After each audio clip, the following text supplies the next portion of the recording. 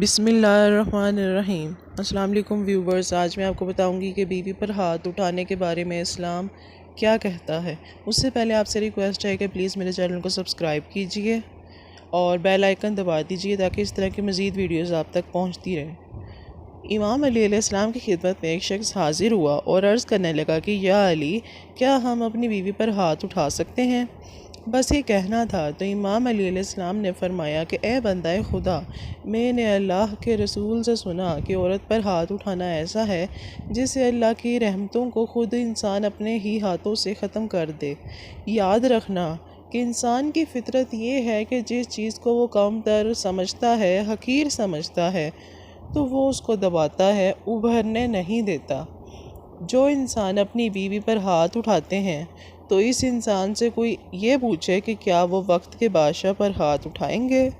کیا وہ ان انسانوں پر ہاتھ اٹھائیں گے جن کے ہاں وہ کام کرتے ہیں؟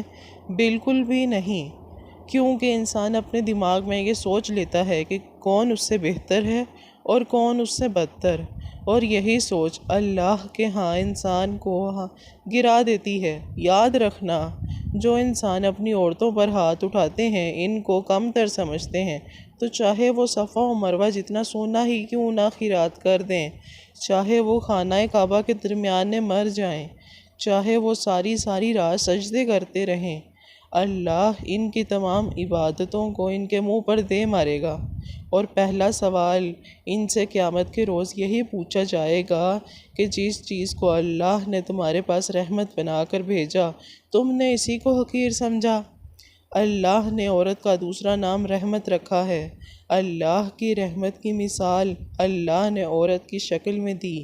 جو انسان اپنی عورت پر ہاتھ اٹھاتے ہیں تو اس جہاں سے بھی اور اس جہاں سے بھی اللہ کی رحمتوں سے وہ شخص دور ہو جاتا ہے۔ امید ہے آج کی ویڈیو آپ کو اچھی لگی۔ پلیز چینل سبسکرائب کرنا مت بھولیے گا۔ شکریہ۔